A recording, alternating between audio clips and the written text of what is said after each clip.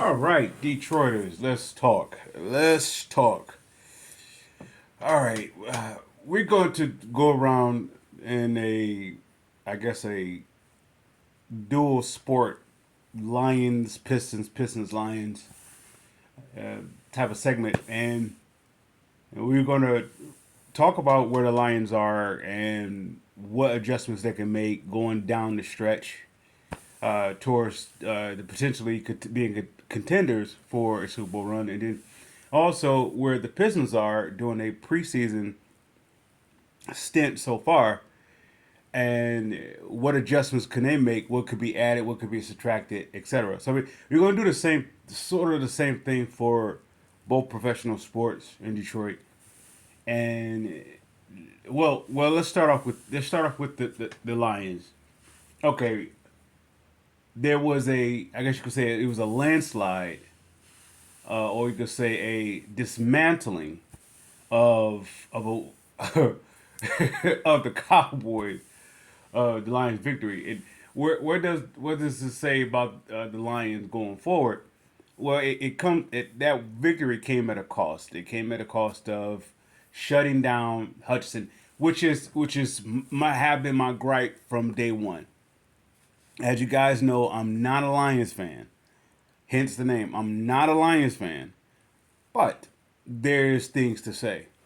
And my gripe about the Lions going forward, other than them repeating the success of the previous year of that would be the Lions' history, they wouldn't be able to repeat the same feats that they did the previous year. So it becomes a one shot deal, a one time deal. It is not something that they are. So I would like if the Lions was able to get to the NFC title game, they should at least be in playoff bound team at the very least a playoff bound team with the possibility of two NFC North teams coming going to the playoffs out of the division. So they may not win the division necessarily, and but yet at the same time still get to the playoffs. With that said, I if the Lions is going to be not the SOL, they won't allow they won't allow what happened to Hutchinson to derail them repeating their last year's success. All right. With that said, what do you do to replace Hutchinson? Well, you don't have to replace Hutchinson. Hutchinson is not gone. He just taking a much needed break. Since they failed, this is the Lions' history. They get, let's say for example, you get an Ndamukong Suh, but how do you counter that? How do you allow something to complement that? They don't do that. They jump to the offense side of the ball. So they leave Ndamukong Suh on an island by himself with, I want to say, subpar complementary pieces to so called have a legitimate defense. But it's solely on Ndamukong Suh. This is no different than doing it with Hutch. Brian Branch is nice. He's decent. Don't get me wrong. Yet Brian Branch can't carry a team by himself. You could say the same thing for the Lions when they had Ndamukong Suh. You could say who was on their defense with them. You said DeAndre Levy was there. You could say Glover Quinn was there. You could say none of those players can carry the defense, such as or even Vanden Bosch. None of them can carry the team such as Ndamukong Suh.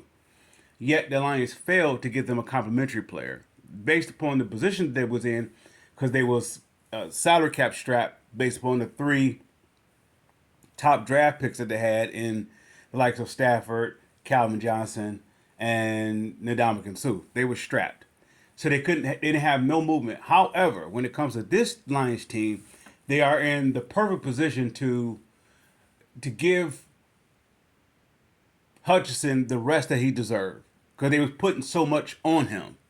So what are we saying? Okay, what can the Lions do? You could hit a home run by going after Max Crosby. I'm not necessarily for that.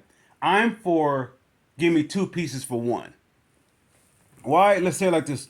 If the Lions is able to, let's say it this way, if the Lions is able to get to the playoffs, right? and let's say they win their first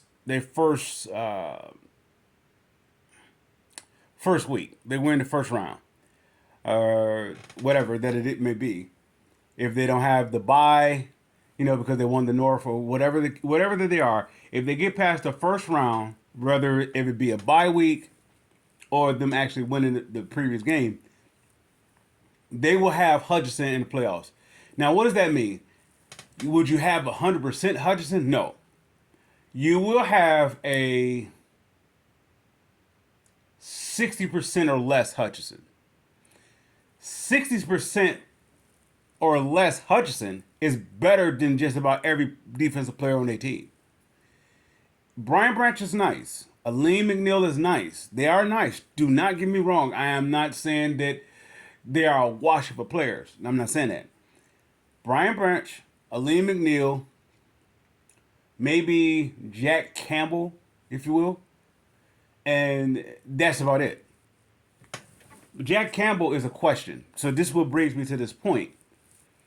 If you were to go to each individual unit of the defense, you have your last line of defense, which is the secondary, and then you have the middle of the pack, which is your linebackers, and of course you have the defensive line. All right, okay. If you have Aleem McNeil basically holding it down until they get some help on the defensive line, because right now is Aleem McNeil, and pretty much everybody is average. Everybody's average because everybody is leaning on Hutchinson. Hutchinson is gone, so now it's Aleem McNeil. Now, if Aleem is not ready to take that load, which I don't believe I don't know. I can't say believe. I don't know if he's that type of player to take on the type of load. All right, all the team. I don't know if he's Ndamukong Suh-esque. Everybody pile up on me. If that's not the case, they're gonna have to give that defense some help. So okay, you go 2 for 1. Brian Branch is decent in that secondary, right? And with the pieces that's back there, they are competent. All right. So if you were to say go after Budda Baker, all right, you could do so many different things with Budda play either the secondary or he dropping down and not dropping back, but he's dropping down in the box where you're talking about you have him as a potential linebacker, right? But he could be a spy too as well. So if I say instead of going after Max Crosby, I say go after 2 for 1. I say go after not Javion, forgive me, Trayvon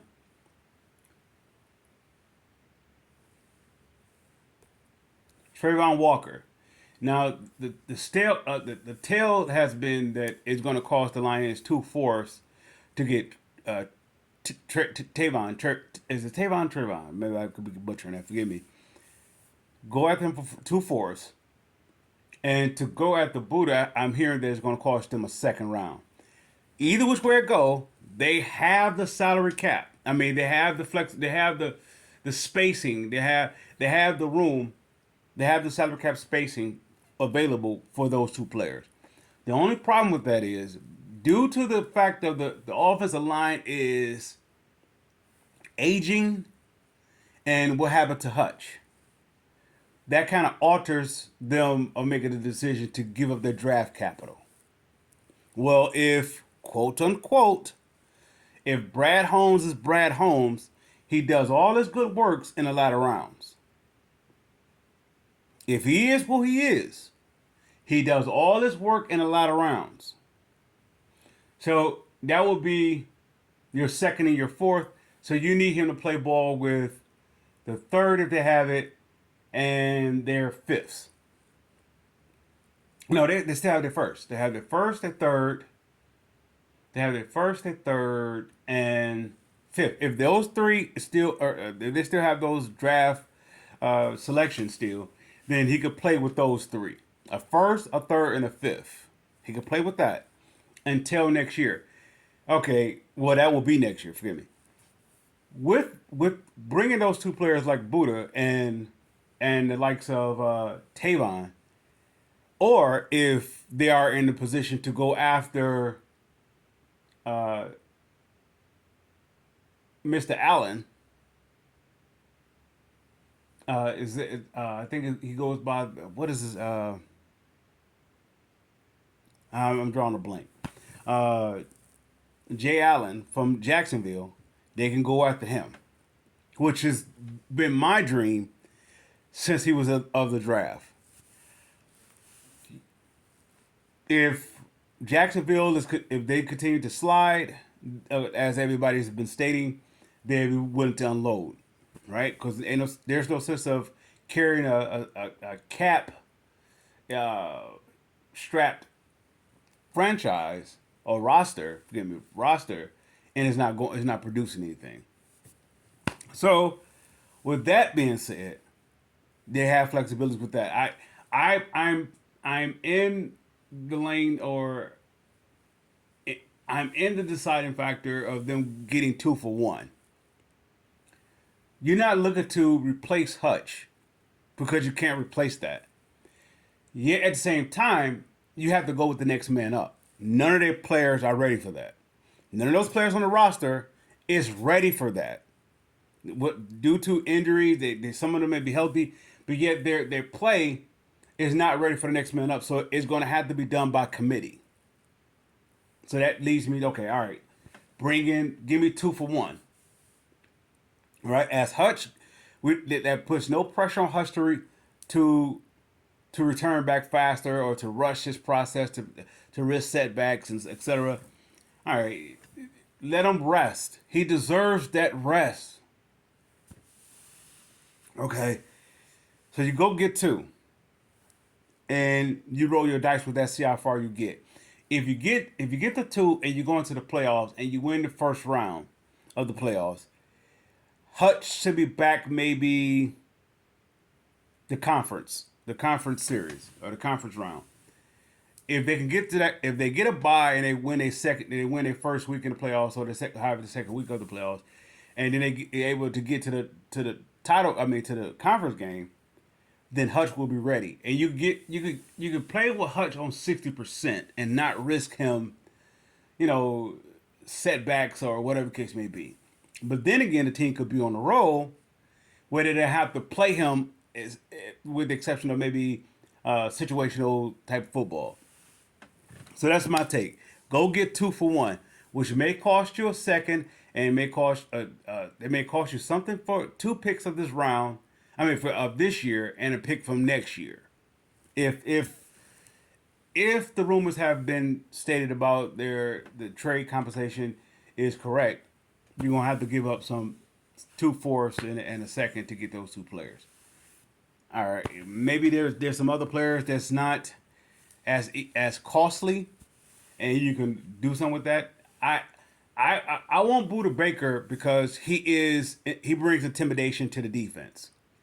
You already have to worry about Aleem McNeil and Brian Branch, right? But with Buda Baker, you have to worry about him from a different element. What does that say? What is that to say? That allows Jack Campbell to improve and Anzalone to improve, even though they are what they are. But if you have to worry about a hitter that's in the box, if you were talking about going across the middle, if you're playing spot game, that don't put a lot of pressure on Joseph, and then I put a lot of pressure on Branch. Branch is a guy who's played.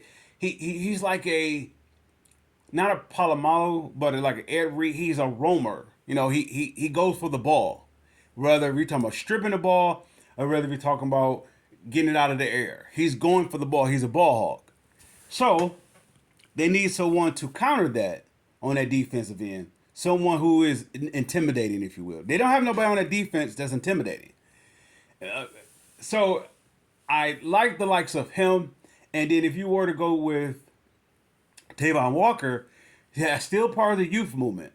That's still part of the youth movement. And of course, as the time goes on, you take your chances about the contract extensions. But one thing about the NFL and different being indifferent to other professional sports, the salary cap or the contracts can be restructured and so forth. You can make stuff happen where you can get an extension towards Hutch and Lee McNeil, and then at the same time give a somewhat extension towards Tavon Walker. You could make it work. You can make it work, and if you don't make it work, it costs you two fourths. But look what it was able to give you in the meantime. So otherwise, this window is gonna close shut. So that's my take on that. Go 2 for 1 versus going after Max Crosby.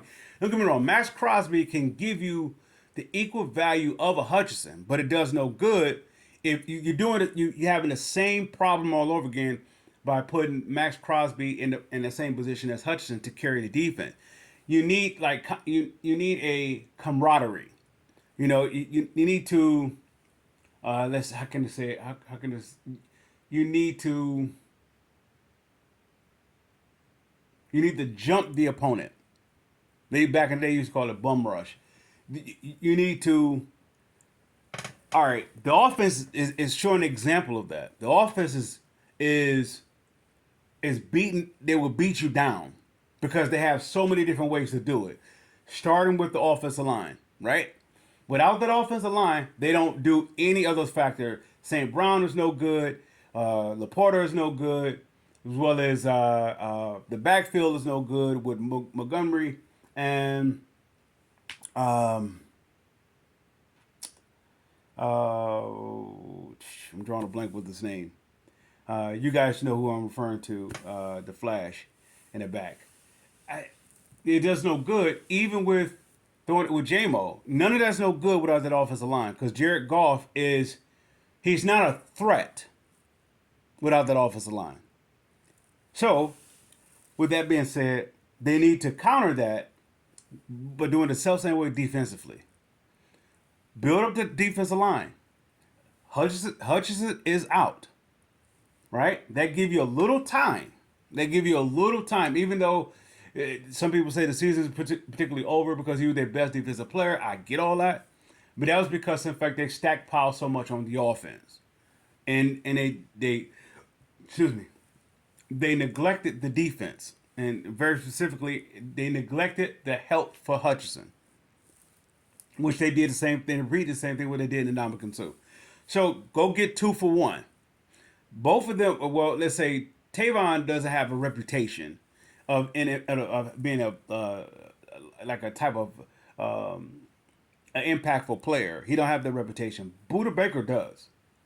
So I'm not putting all the responsibility on Tavon to get me 10 plus sacks, or get so many amount of pressures, or being that, or he could play two roles. He could play inside. He could play outside. But now what you just did, you didn't put a hasteful, forceful mandate on Houston, which I told the fans that he is not so much that he's not good enough, he is average. Even without the injury, Pascal, they average. Aruzaruke, I can't, I'm butchering his name. Their defensive line is average. Average. Hutchinson is slightly above average. He's just an overworker, right? He is not, what's his name? He's not J.J. Watt-esque. He's a couple steps below that. So if J.J. Watt is the way he was playing, he was considered a superstar. I will put Hutchinson at not a Pro Bowl star. He is a star on a bad team. He's a star on an average team. So get him some help. Get him some help. Whether you're talking about the second, I rather for be Buda Baker because you're talking about 2 for 1. Someone can play the middle of the field as well as play the secondary. And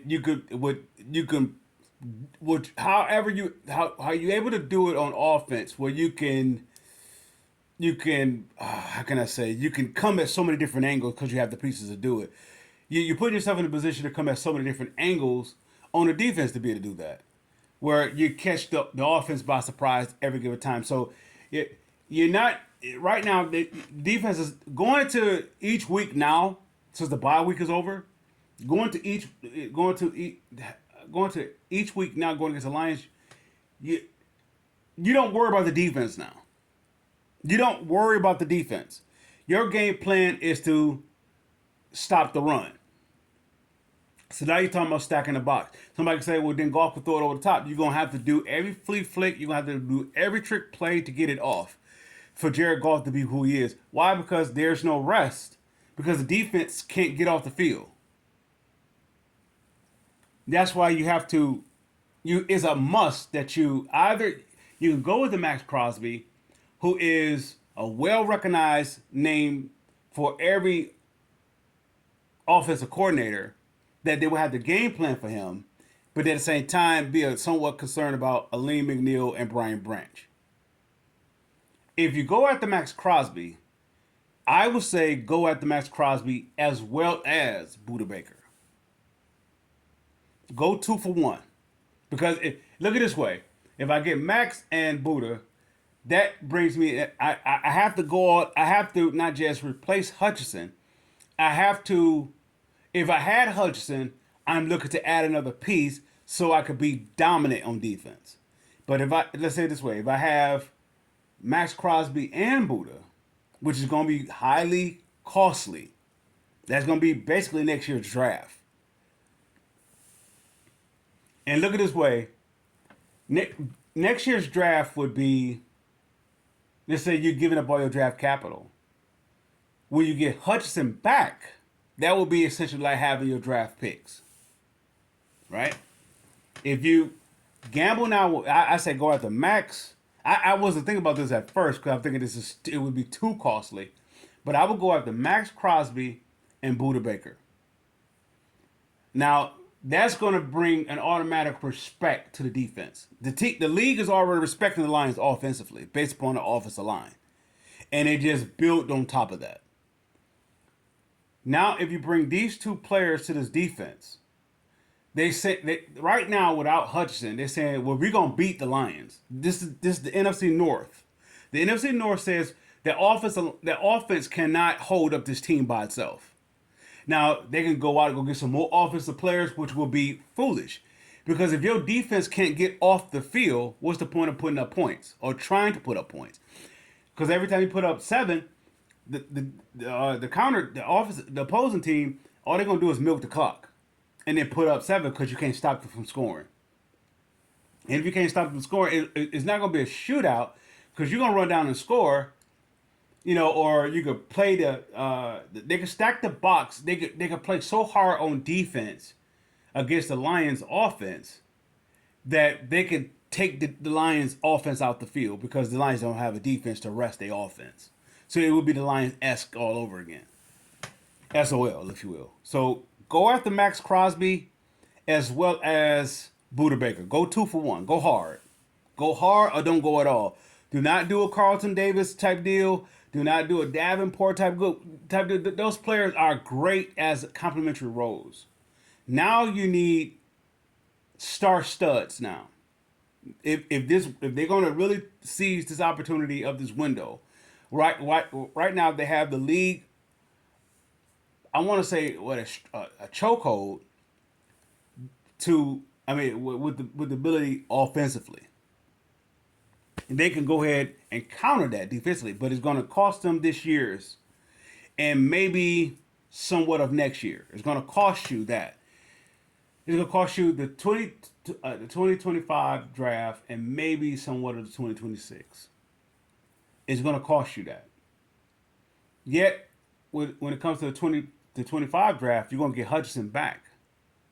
You're going to get him back, and you may get him on I don't know how that works with the cap. They're working around because I think he's working off the rookie. And your only concern now would be, I think Max Crosby is on a deal. Budda Baker's on a deal. And your only concern basically would be with your latter round picks. Well, still got a first. So look, oh wow, I didn't consider this. the 2025 draft, you have two first round picks because you'll be getting Hutchinson back, right? And then at the same time, you still have your first and maybe some other picks because if, well, it may cost. Well, then again, you may not have your first because it may cost you a first to get Max Crosby. It depends. Well, but my eyes would be on Max Crosby and Buda Baker, those two. And if the price is too high to go at the max, then I will go with someone the next tier. You know, the other guys that's being speculated to be along with the Lions. But I need someone, not so much a player that's going to get.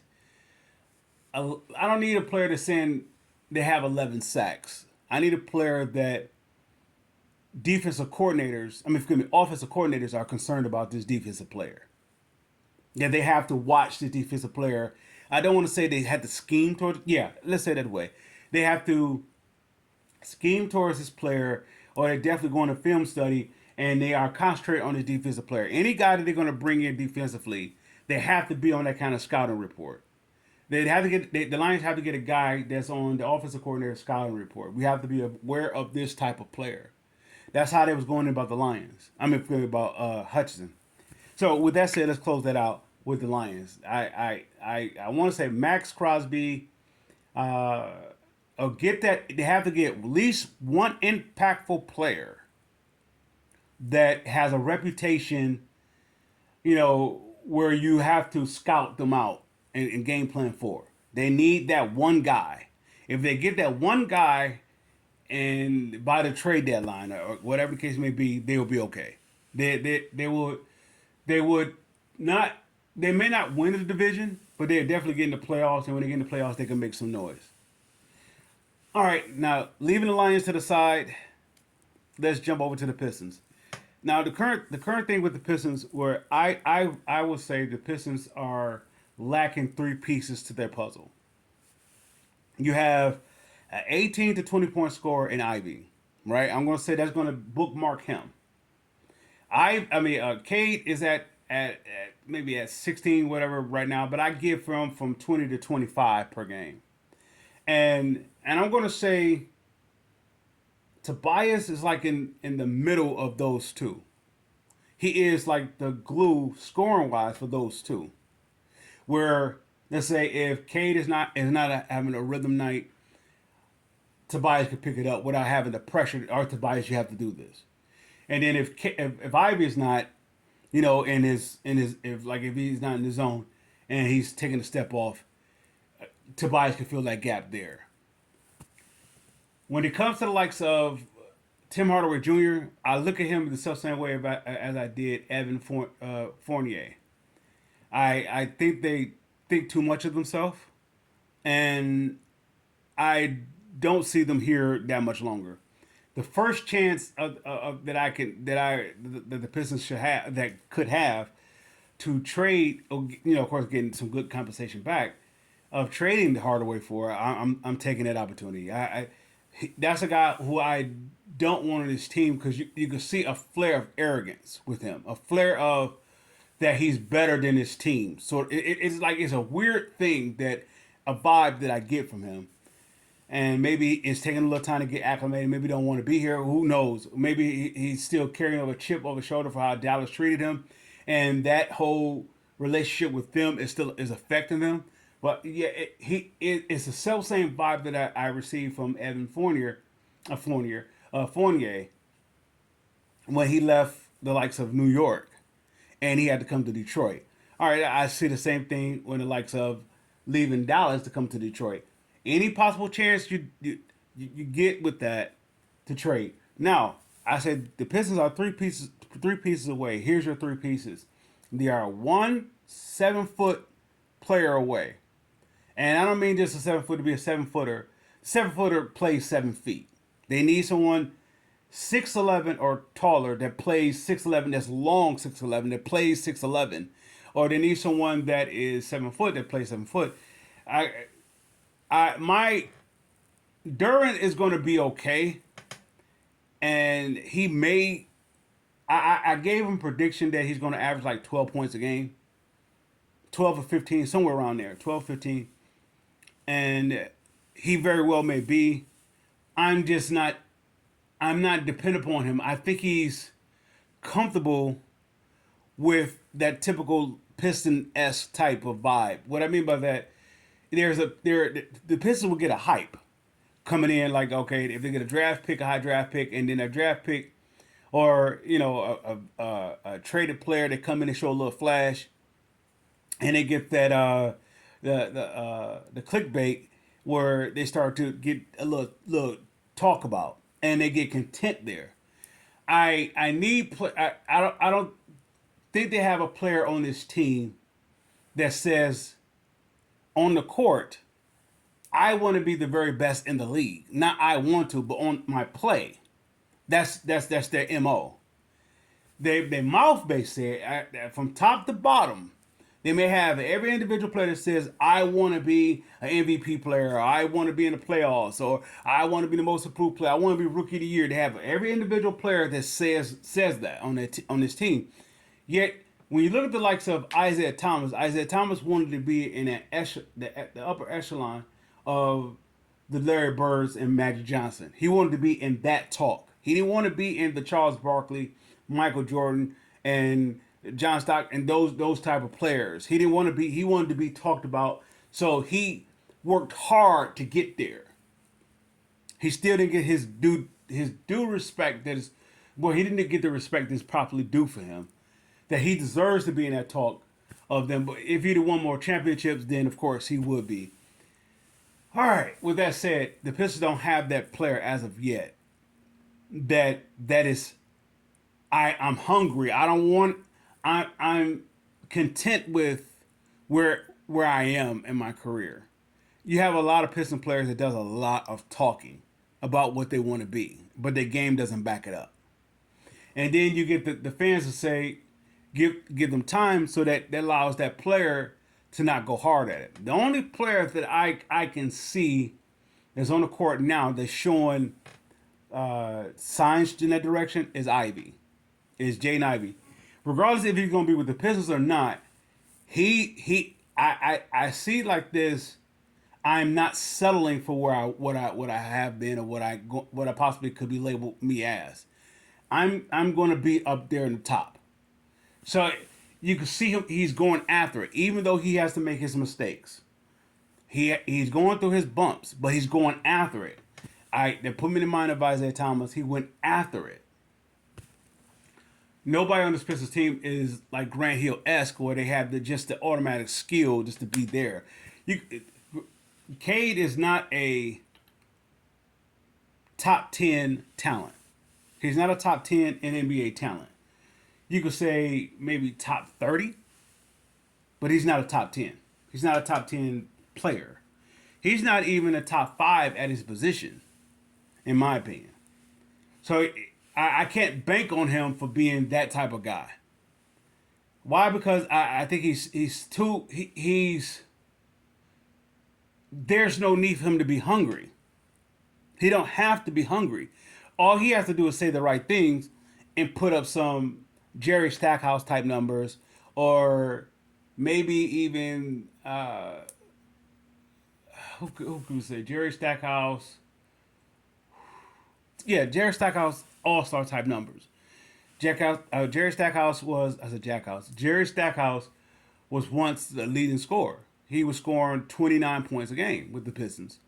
And then the next year, he went from 29 to like maybe, I think it was 22 or less.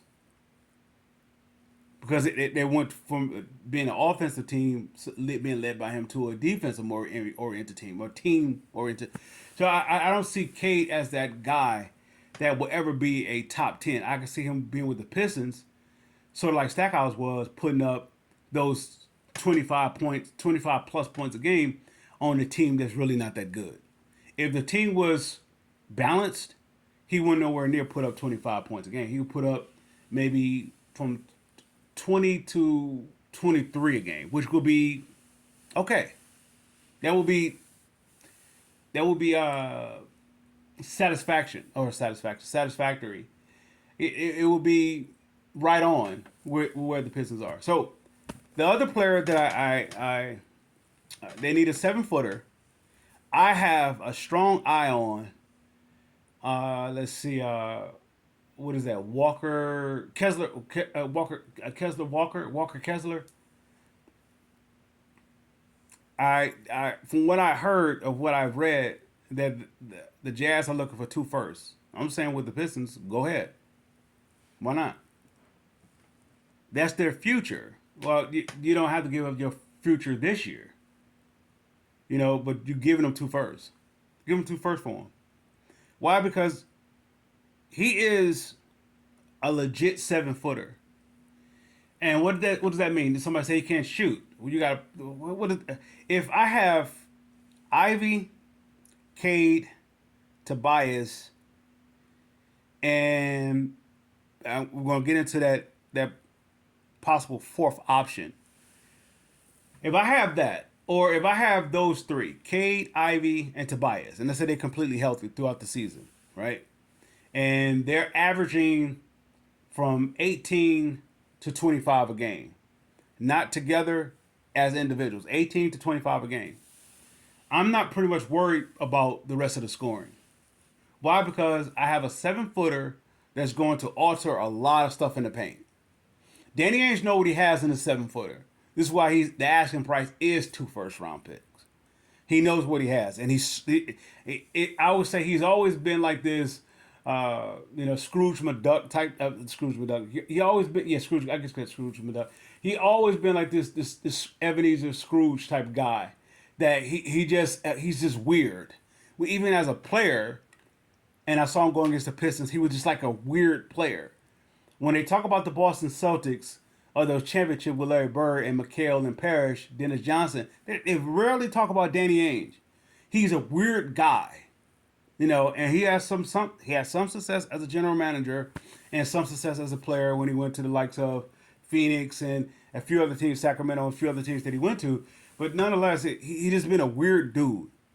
He just a weird guy. But yet, how he put Boston in a position where they are now, I won't argue with how he does what he's doing. And if you put a value cap on Walker Kessler, then by saying two first, he's rightfully so. Rightfully so. Would I give him two first for it? Absolutely. Absolutely. Why? Because if I have Kessler, is it Kessler, Walker Kessler? If I have him as my 7 footer, right?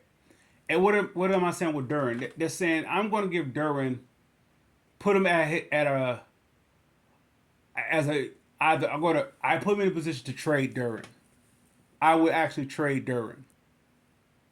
Because I don't need with Kessler, I don't need a pick and roll guy such as Duren.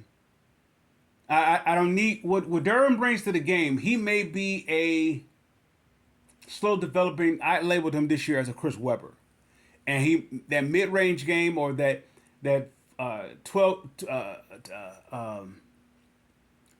that say 12 to 17 footer jump shot may develop. He may round out. Yet I'm not really waiting for that now, because if I get Kessler, that helps out Cade offensively and defensively. That helps out Tobias offensively and defensively, and that helps out Ivy offensively and defensively. Plus, I'm getting a guy who's ready to play, right? Now, what does that do for the likes of Duren? That puts me in that this last category where I could put him in a part of a trade package or an individual package to trade him, and now, of course, I don't have to worry about extending him. Ivy is the guy that I will be concerned about extending.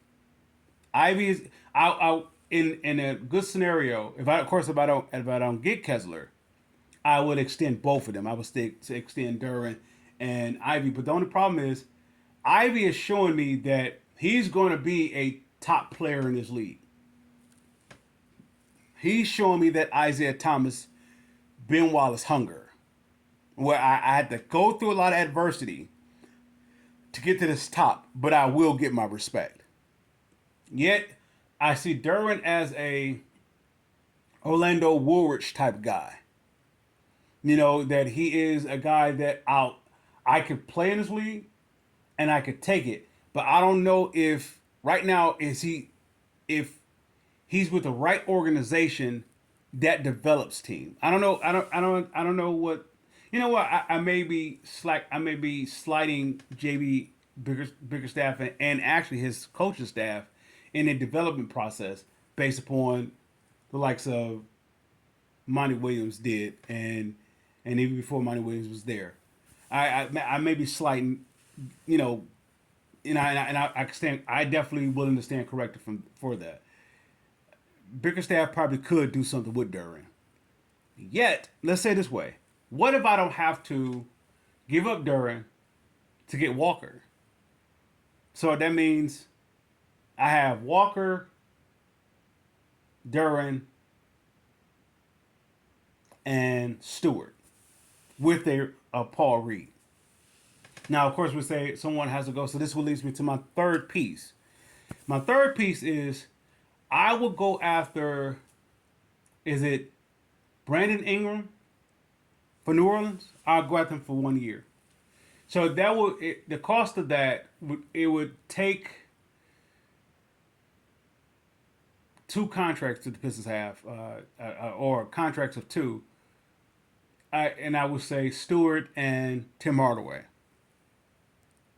I don't know if New Orleans would take that, or based upon it, they're trying to get a salary done. But having a Stewart next to Zion, I think that will work out better than having an Ingram next to, to Zion, and so they could probably play with that. And plus, they put them in a cap situation, New Orleans, that is a cap. How can we say it? Tolerable situation with the Pistons, where they were getting Ingram, and they had to worry about signing for his next contract. I don't have to worry about that. I don't have to worry about that at all because I'm not looking for Ingram to be like Cade's. Let's see, dual partner. I have that in three players. I just need him to contribute from, let's say, give me some offense, whether it's from 15 to 18 a game. I would if I let go of Stewart and Hardaway for him, and you're sliding him at the 3 and the 4, right? You have more flexibility, especially if you're able to keep Duran and bring in Walker. This is my idea, and this is my dream scenario. That along with this third piece, that's we were talking about. The first piece was getting a 7-footer. That would be the Kessler. All right.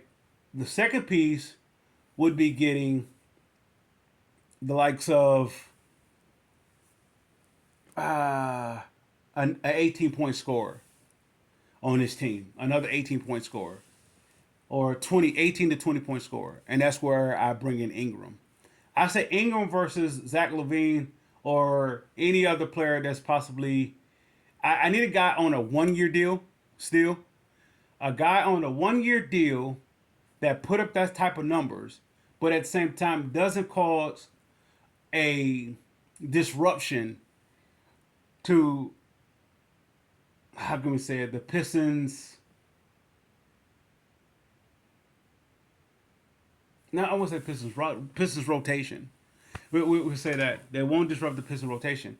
So if I'm getting 8.5 points out of, let's see, 8.5, right? This is of course through the preseason. I'm getting 8 to 10 points out of Stewart, right? I'm getting hustle points. I'm getting that guy that can play physical. I'm getting that, but I have that in Paul Reed. Now outside of the jump shot, I have that in Paul Reed at a very cheaper rate. I have that in Paul Reed. So yeah, I'm letting go of Stewart, not because he's bad or not he's just not a good fit. It's because it's time. It's time. It's time for him to Stewart to go to the next level. all of his hard work in Detroit. It's time for him to be rewarded. He has his contract, but now it's time to be rewarded. And I say him next to Stewart next to Zion is like when the Pistons lost Rick Mahorn, and he ended up he went to the Spencer team or whatever. Then he ended up going to Philadelphia somehow, and he's playing next to Charles Barkley. That's what that reminded me of. Stewart going next to the likes of Zion. That would be like Rick Mahorn playing with Charles Barkley. And I want to say that's a better fit for Charles Barkley than he had even in the likes when he was with Phoenix. He has somebody who was a winner who knows how to play, and he could be equally as physical as he is. He found a a joint at the hip, if you will, in Rick Mahorn. That's why I periodically would say that if Charles Barkley was drafted to the Pistons or was able to get to the Pistons, uh, Charles Barkley would have been talked about in a totally different perspective. I will say this: Charles Barkley to the Pistons would have been the perfect Piston player next to Bill Laimbeer. Don't get me wrong, Rick Mahorn was nice. James Edwards was nice, but the perfect player next to Rick Mahorn, I mean, for next to Bill Laimbeer, would have been Charles Barkley. Charles Barkley was a bad boy. He was a Piston. He was a bad. He no, he's not a bad. He's a Piston that will be a bad boy. And of course, he would have got his championships. He'd have got he got Charles Barkley getting some respect, but he doesn't get that Magic Johnson, Larry Bird, Michael Jordan respect. He get that next tier respect. So if he was with Isaiah Thomas, he would have got that respect. He would literally have been up there with the likes of, he actually, if Charles Barkley was able to play with Isaiah Thomas, he would have been better than Michael Jordan. And I'm going to say, as skilled as Michael Jordan was, Charles Barkley was equally as skilled. Don't get me wrong. The very best the very good thing that happened to Charles Barkley was playing next to Moses Malone, Andrew Toney, Dr. J, as well as I'm drawing a blank. Tom, not Tom Jones. What's his name? G G G G G G G G. G G G G G G G. And Bobby Jones. Forgive me for I don't know how that slipped my mind. Bobby Jones, Mo Cheeks, Andrew Toney, Julius Irving, as well as Moses Malone, and Charles Barkley was coming off that bench. Even with that, Charles Barkley, I think he would have been he learned a lot from that group, but I think he would have been a better fit if he was able to play with an Isaiah Thomas. If he was able to play with a Detroit Pistons team versus, a Sixers team that won a championship, I think his career, or of course the wins and losses, would the Pistons would have been seen in a far more glamorous light than they still would have they still would have the reputation of being bad boys. Yet at the same time, they would have been a legacy, and they're a legacy for winning two titles, but they're not a dynasty. That's what that was. Let's say it that way. If Charles Barkley was able to get to the Pistons, they would have been a dynasty versus just a legendary team. So with that said, if you were to put Stewart next to the likes of Zion, it gives you that Rick Mahorn, Charles Barkley type front court, which I think is more. I would be more acceptable to that. I don't know if they would. They're getting Tim Hardaway Jr. as well, just coming off the bench, or maybe possibly, shoot. It's a better situation for both all the way around. And I will go with Tobias at the power forward still, or yeah, and if I have Walker, Tobias, Ingram, or a healthy, or with the upcoming healthy recovery of Asar Thompson, my backcourt is decent. Either if I were to go with Cunningham and Asar, or if I go with Cunningham and Ivy, I'm altogether backcourt solidified. I have two decent backups in Jenkins and Sasser. So I say all that to say that those are I said three pieces. The Pistons are three pieces away. I'm going to say the Pistons are 3.5, or you could say 3 point. You could say 4 out of 5 stars away, and that will be a 7 footer. That will be my trade for Kessler, and then I would say they are 18 point scorer away, 18 to 20, 18 plus, 18 or 18 plus score away, and that will give me Ingram, which Ingram will give me. I will ask him to give me 15 to 18 a game. And he's perfect for me in this case because he's on a 1 year deal, even though he has an injury history. Let's say Trajan, he would know exactly what he's getting into in this player because he was around him in New Orleans. So, and he'll know if he's going to extend him or not. Plus, I'm looking at my future hustle is going to be Clintman and Holland. That's my future hustle. That is my future hustle. Those guys, along with Tecchio, if I don't trade Tecchio or whatnot, those guys, my second unit is going to be defensive oriented with some scoring. I can get some scoring from Jenkins and Sasser as well as Tecchio. I get some scoring with that. And if Duran is coming off my bench, I get some scoring with that. I'm not putting all this pressure on Duran to be the Pistons front line, or just angering his team as a, Ben Wallace esque. He can be a Theo Ratliff, if you will, for this team. He could be a Theo Ratliff, where he just give you effort. Well, Theo Ratliff, he was thrown at the starting lineup at some point, but at first he wasn't a starter. I think Don Reed was the starter, and he came on as time went on as he developed. But he really earned his, he starts reputation when he was in the likes of Philadelphia. Then he goes to Atlanta, and then the rest is there. Other than that, Duran doesn't have to be my guy at the center position. I believe the Pistons need to get someone else to take that spot, and let Duran be Duran. Duran may not be a 48-minute guy. He may be a guy that's going to give you effort and bunches. Maybe a 10 to 20, 10 to 12, run. He may give you something like that where he's fully engaged. He may not give you he may not be that guy that's going to give you 48. So that's why I say he's not like Ben Wallace or Dennis Rodman esque. So Walker, 7 footer. Ingram, I make a trade for him, or someone in a similar situation as Ingram. And lastly, it will be the recovery of Asar Thompson. If Asar Thompson is in his lineup now, right now, of course there's no Beasley there. Oh, I forgot about they have Beasley on the team. So you have Beasley, Sasser, Jenkins, and say Duran and Tecchio. Well, that's off my bench. That's just with Femi and Paul Reed. You have that coming off the bench with a Duran. Look at that team. Look at that team. It may cost you to get. I don't know if it's going to cost you a first round to get Ingram.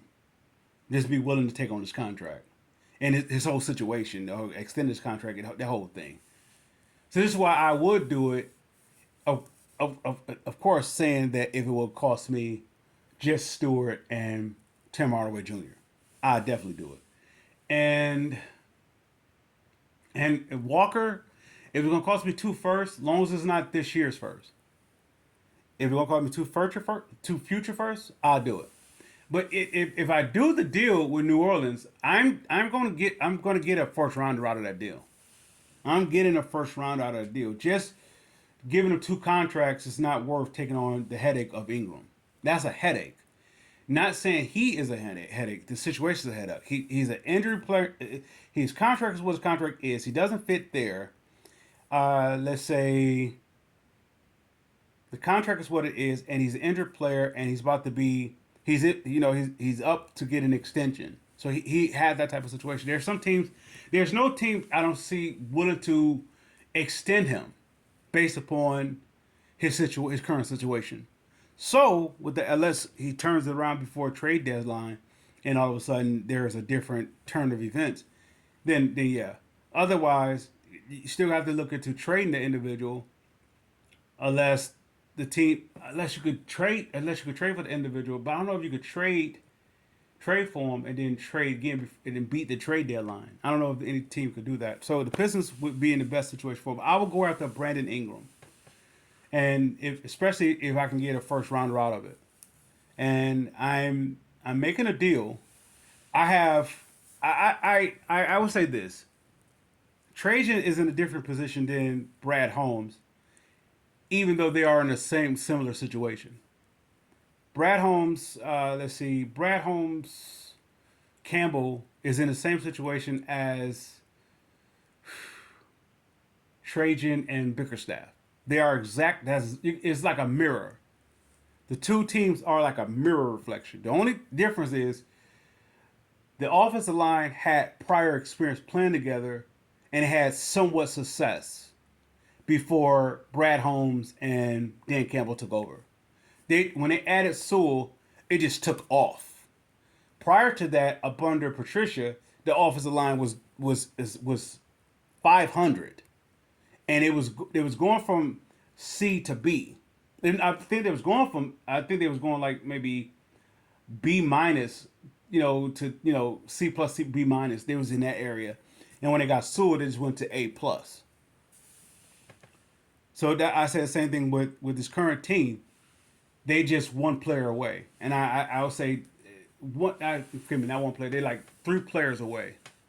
They're healthy, Asar Thompson, a 7-footer that has a respectability, whether it's a if it's a JaVale McGee esque type, well, you know what you're getting from him. Well, if it's a Walker, well, you know what you're getting from him. I'm talking about the league or the opposing team know what they okay. We know what this guy's going to do. They need a 7-footer that has a reputation, a well deserved reputation, and you have that. It will make K's game a lot easier, Ivy's game a lot easier. At the same time, it's not clogging anything. This is why I say Kessler is like the best situation. Okay, and then lastly, of course, with a Sar Thompson, if you have a Sar Thompson next to a Tobias and a Cade, and a Sar Thompson, what he does for this team, he is. I'm banking on it, and I'm going to literally guarantee it that his offense is going to be surprising for most. Yeah, it won't be surprising to me. He is my version of Scottie Pippen. I mean, down the middle, Scottie Pippen. He is that guy, Scottie Pippen. He just needs the opportunity to be Scottie Pippen. So, with that said, Asar Thompson, he is that glue guy. When I look at the likes of Holland, though, Holland is, if the Pistons don't get Dennis Rodman, they don't have no success. They will always be the team that could be at that brink. Like you get those New York teams.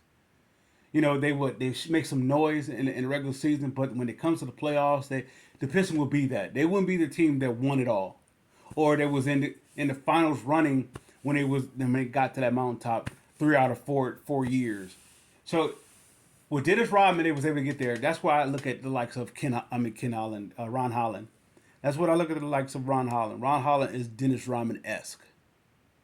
Dennis Rodman-esque. He's going to give you all out. He's going to be a difference maker at the moment that he hit the court. So, even without scoring the basket, that's what I mean. So, give me the 7-footer. Give me a trade for Ingram. Give me a healthy Asar Thompson. And change the 7-footer to be in Kessler, and I'm good. Pistons fans, I salute.